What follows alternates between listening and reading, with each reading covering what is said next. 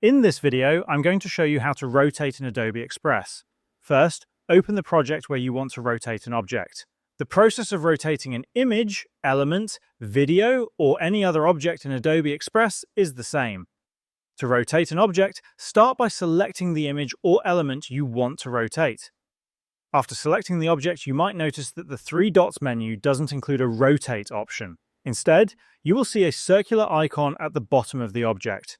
This is the rotation handle. To rotate the object, click and drag the circular icon in the direction you want to rotate.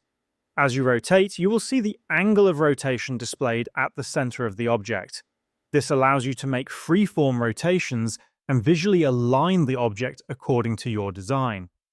If you want to rotate an object at specific intervals, hold down the Shift key on your keyboard before rotating. This will constrain the rotation to 15-degree increments, making it easier to create precise, evenly spaced rotations.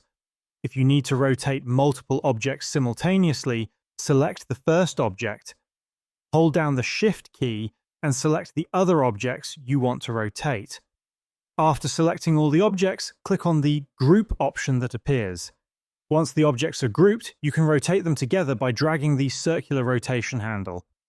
After rotating the group, you can click on Ungroup if you want to adjust the position of individual objects, and that's how you can rotate in Adobe Express.